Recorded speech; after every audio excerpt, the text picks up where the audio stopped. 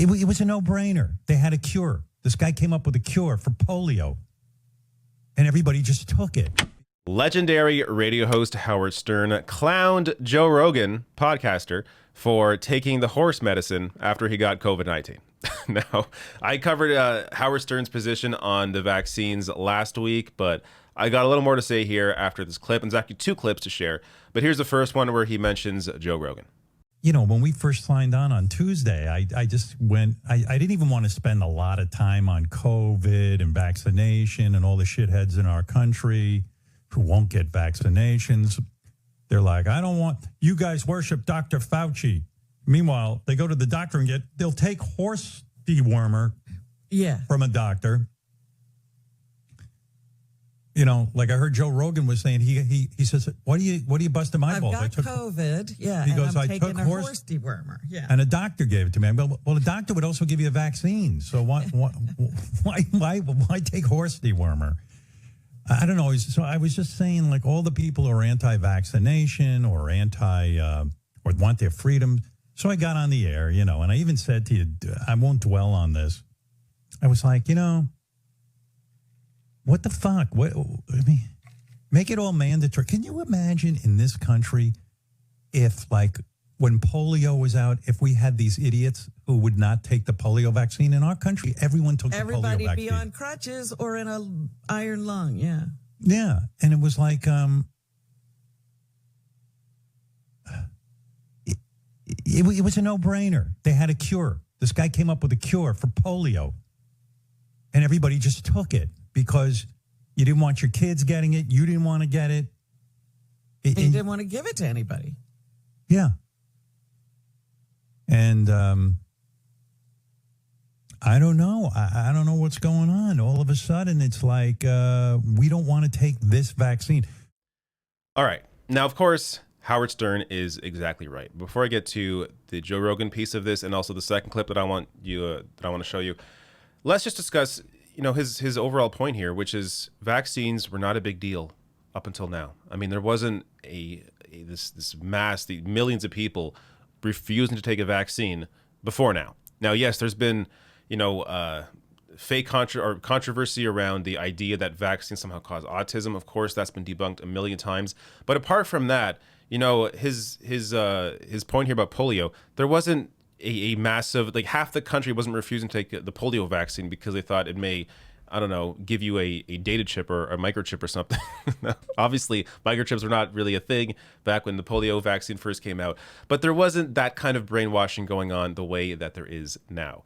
And his point about Rogan and the horse medicine, it's just, okay, to be clear, because people get really touchy about this. Yes, ivermectin can also be prescribed to humans for worms or lice, but not for COVID-19.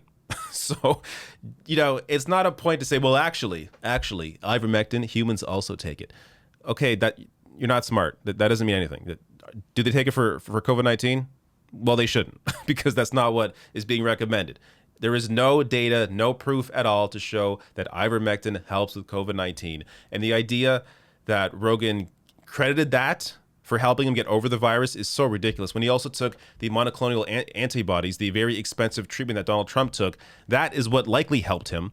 But instead of making that the central point, he instead claims the ivermectin helped him. It's just, you can find any quack doctor to prescribe you anything. It doesn't mean that that is the thing that actually helped you get better.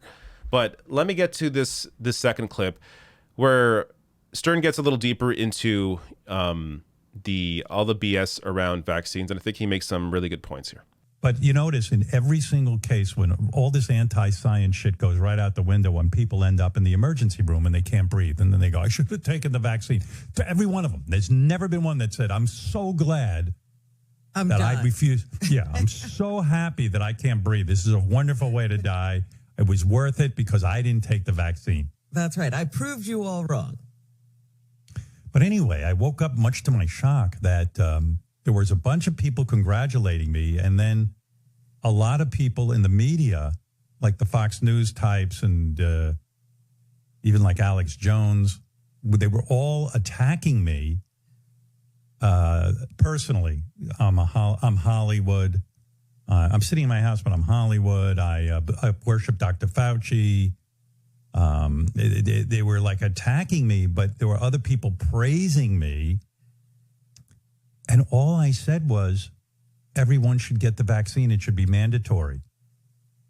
And this brought down a slew of like publicity, like I haven't seen ever. Like it was that mind like blowing. an outrageous stand? I mean, I was trying to figure it out. I said, why am I getting so much press for saying this? Is this really so wild? All I'm doing is speaking common sense. We have a cure for this dreaded COVID, and we're not taking it. Take it. Make people take it the same way we take polio vaccines and every other vaccine. All right, so a number of great points here. And first, I want to address why this became a story. I mean, he brings it up here. He was surprised to get all this press for saying take the vaccine. It's because I think a lot of people look at Howard Stern the same way they look at Joe Rogan. They look at this guy who, in many ways, speaks to other men, and they just kind of expect him to be as dumb as Joe Rogan is, but he's not. Howard Stern is a brilliant man, a very talented guy, and he is very clear in his support of vaccines to the point of saying that they should be mandated. So being able to, educate maybe some of the dummies in his audience, I'm not saying Stern's audience are dummies. I think a lot of them are intelligent people, but you have clearly some crossover here with the Joe Rogan audience. So Howard Stern being clear in his support of vaccines, I think, goes a long way to potentially educating and moving some of those people. But Rogan, on the other hand, of course, is the complete opposite and placates the dummies in his audience. Now, on the point of people not regretting once they get these people that are the anti-vaxxers, they end up in the hospital with COVID-19 and on their deathbed, they're finally like, oh, I should have got the vaccine. He is so right. I've covered a number of stories just like that. They happen again and again and again. And it's really sad because these are people largely who are brainwashed and simply didn't know any better. They trusted the media they were taking in and then didn't realize what kind of risk they were putting themselves at. But then we get to the AM radio host. So I covered Howard Stern's comments about this last week, but he mentioned how AM radio hosts keep dying from COVID-19 after, propagating the anti-vax information on their shows. And it happened again. So conservative radio host who swore off COVID-19 vaccine dies after contracting virus, co-host says. So this happened today, the 14th, as I'm recording this. And so this guy's name is Pastor Robert Bob Enyart. And this is, I think, the 6th now, but they mention a number here. So CNN writes, Enyart is one of several conservative radio hosts who passed away recently with COVID-19 complications after complaining about masks and expressing skepticism about vaccines. Dick Farrell, a Florida-based talk radio host, passed away from the coronavirus in August, as did Nashville-based host Phil Valentine, who's 65, then he died. Mark Bernier, another Florida-based conservative radio host and an outspoken opponent of masking and vaccines, also died of COVID-19 last month. So there has been a number of these people, and it's a little harder to find empathy for these individuals simply because they are the ones propagating the misinformation. They have a responsibility to their audiences to educate them on the facts, on the reality, how to protect themselves. And instead, they're just pushing out the misinformation and putting millions of lives, millions of their listeners at risk, while also clearly themselves at risk and then eventually dying from COVID-19 in these cases. So it's a real issue, and it continues to be a massive issue. And ultimately, it comes down to the people propagating this information. If you have a platform, regardless of if you're a radio host, a podcaster, a television host, a YouTuber, you have a responsibility to your audience to look at the facts, to understand the data, and be able to communicate those facts, especially when it is life or death. It is your responsibility with a platform to educate people. And many who have that platform are clearly not using it responsibly.